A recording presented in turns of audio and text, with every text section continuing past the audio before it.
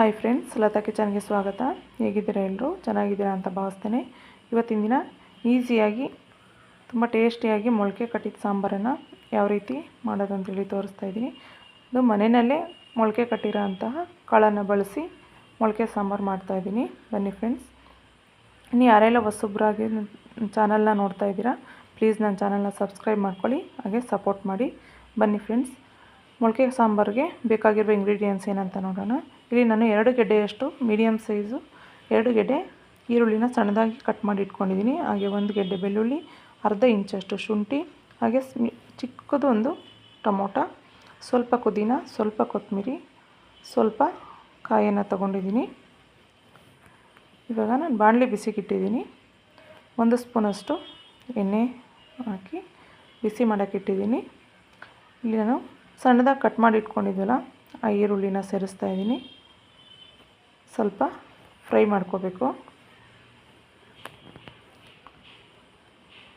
ಸ್ವಲ್ಪ colour change ಆದರೆ ಸಾಕು. ತುಂಬ ಬೇಗ ಆಗುತ್ತೆ. ಮಸಾಲೆ ಎಲ್ಲ ರುಬ್ಕೊಂಡ್ರೆ ಸಾಂಬಾರು 10 ನಿಮಿಷದಲ್ಲಿ ಸಾಂಬಾರು ರೆಡಿಯಾಗಿ ಹೋಗುತ್ತೆ. ನಿಮಗೆ ನಾನ್ ವೆಜ್ ಟೇಸ್ಟೇ ಕೊಡುತ್ತೆ. ಇದೇ ಟಿಪ್ನ ಫಾಲೋ ಮಾಡಿ ಮೊಳಕೆ ಕಾಳು ಸಾಂಬಾರನ್ನ. ಇವಾಗ ನಾನಿಲ್ಲಿ ಶುಂಠಿ ಮತ್ತು ಬೆಳ್ಳುಳ್ಳಿನ ಸೇರಿಸಿದ್ದೀನಿ. ತುಂಬ ಈಸಿ, ಬೇಗ ಮಾಡ್ಬೋದು.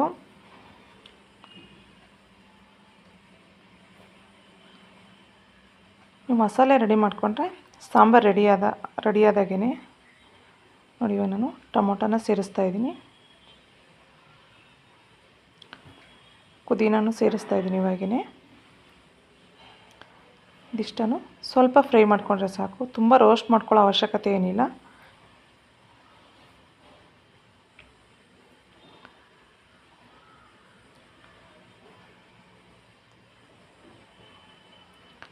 ನೀವು ನಾಟಿ ಕೋಳಿ ಸಾಂಬಾರು ಟೇಸ್ಟೇ ಬರುತ್ತೆ. ಇದೇ ಟಿಪ್ಪನ್ನು ಫಾಲೋ ಮಾಡಿ. ನಾಟಿ ಕೋಳಿ ಸಾಂಬಾರು ಟೇಸ್ಟಿಗಿನ ಸೂಪರಾಗಿರುತ್ತೆ. ಇಷ್ಟಾಗಿದೆ ಫ್ರೆಂಡ್ಸ್. ಇವಾಗ ನಾನು ಸ್ಟವ್ ಆಫ್ ಮಾಡ್ಕೋತಾ ಇದ್ದೀನಿ. ಸ್ವಲ್ಪ ತಣ್ಣಗಾಗಬೇಕಿದು. ಇವಾಗ ತಣ್ಣಗಾಗಿದೆ. ಮಿಕ್ಸಿ ಜಾರ್ಗೆ ಹಾಕ್ಕೋತಾ ಇದ್ದೀನಿ.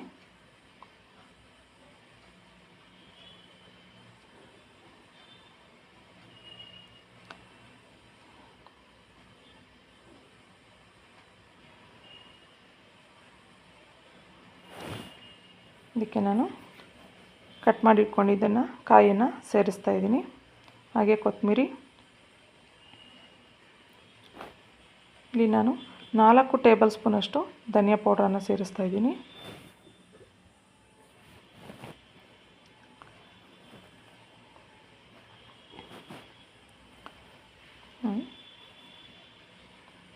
ನಾವು ಚಿಕನ್ನು ನಾನ್ ವೆಜ್ ಸಾಂಬಾರಿಗೆಲ್ಲ ಬಳಸ್ತೀವಲ್ವ, ಅದೇ ಧನಿಯಾ ಪೌಡ್ರು.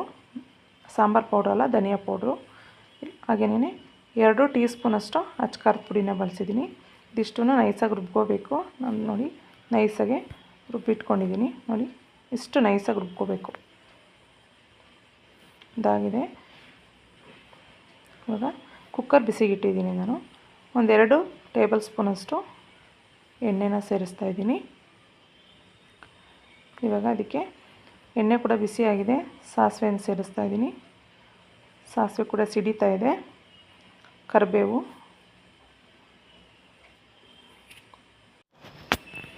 ಇಲ್ಲಿ ನಾನು ಹುರುಳಿಕಾಳು ಮತ್ತು ಹೆಸರು ಕಾಳು ಅಷ್ಟೇ ಮೊಳಕೆ ಕಟ್ಟಿರೋದು, ಬೇರೆ ಯಾವುದೇ ಕಾಳನ್ನು ಬಳಸಿಲ್ಲ. ಹಾಗೆ ನಾನಿಲ್ಲಿ 1 ಆಲೂಗಡ್ಡೆ, 1 ಬದನೆಕಾಯಿ ಸಣ್ಣದಾಗಿ ಕಟ್ ಮಾಡಿ ಹಾಕ್ಕೊಂಡಿದ್ದೀನಿ. ಇಷ್ಟನ್ನು ತೊಳೆದು ಹಾಕಿದ್ದೀನಿ ಕುಕ್ಕರ್ಗೆ. ಇದಿಷ್ಟನ್ನು ಹಾಕಿ 2 ನಿಮಿಷ ಫ್ರೈ ಮಾಡಿ.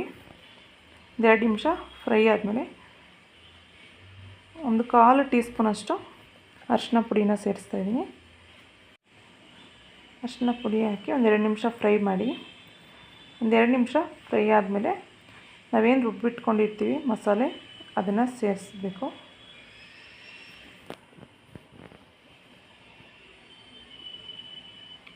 ನೋಡಿ, ಇವಾಗ ಇದಾಗಿದೆ. ನಾನು ರುಬ್ಬಿಟ್ಕೊಂಡಿರೋ ಅಂತಹ ಮಸಾಲೆನ ಸೇರಿಸ್ತಾ ಇದ್ದೀನಿ. ಜಾರ್ ತೊಳೆದಿರೋ ನೀರು, ಹಾಗೆ ನಿಮಗೆ ಸಾಂಬಾರು ಎಷ್ಟು ತೆಳು ಬೇಕು ನೋಡಿಕೊಂಡು ನೀರನ್ನು ಸೇರಿಸ್ಕೊಳ್ಳಿ.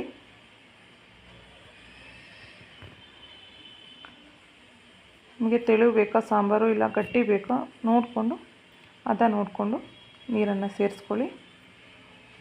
ನೋಡಿ, ತುಂಬ ಗಟ್ಟಿನೂ ಬೇಡ, ತುಂಬ ತೆಳುವೂ ಬೇಡ, ನೋಡಿಕೊಂಡು ಹೊಂದಿಸ್ಕೊಳ್ಳಿ ಸಾಂಬಾರನ್ನ. ಇವಾಗ ಇದಕ್ಕೆ ರುಚಿಗೆ ತಕ್ಕಷ್ಟು ಉಪ್ಪನ್ನು ಸೇರಿಸ್ತಾ ಇದ್ದೀನಿ. ಕುಕ್ಕರ್ ಲಿಡ್ನ ಕ್ಲೋಸ್ ಮಾಡಿ 2 ರಿಂದ 3 ವಿಷಲ್ ಕೂಗಿಸ್ಕೊಂಡ್ರೆ ಸಾಂಬಾರು ರೆಡಿ. 2 ವಿಷಲ್ ಕೂಗಿಸ್ಕೋಬೇಕು. 1 ವಿಷಲ್ ಬಂದಿದೆ, 2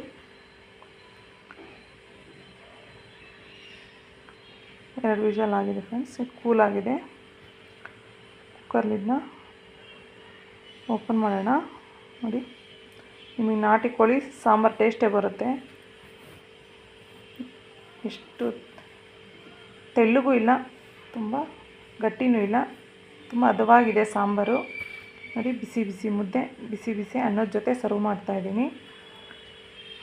ನೀವು ನಿಮ್ಮ ಮನೆಯಲ್ಲಿ ಒಮ್ಮೆ ಟ್ರೈ ಮಾಡಿ ನೋಡಿ, ಹೇಗಿತ್ತು ಅಂತ ನಿಮ್ಮ ಅನಿಸಿಕೆ ಅಭಿಪ್ರಾಯನ ಕಮೆಂಟಲ್ಲಿ ತಿಳಿಸಿ. ಹೀಗೆ ಸಪೋರ್ಟ್ ಮಾಡ್ತಾಯಿರಿ. ಇಷ್ಟೇ ಫ್ರೆಂಡ್ಸ್ ಇವತ್ತಿನ ವಿಡಿಯೋ.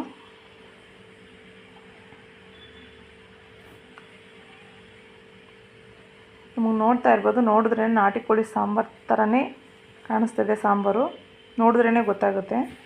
ನೋಡಿ,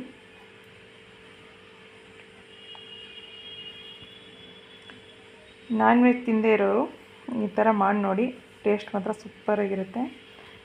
ಇವತ್ತಿನ ವಿಡಿಯೋ ಇಷ್ಟ ಆಗಿದರೆ ಲೈಕ್ ಮಾಡಿ, ಶೇರ್ ಮಾಡಿ, ಕಮೆಂಟ್ ಮಾಡಿ. Thank you for watching.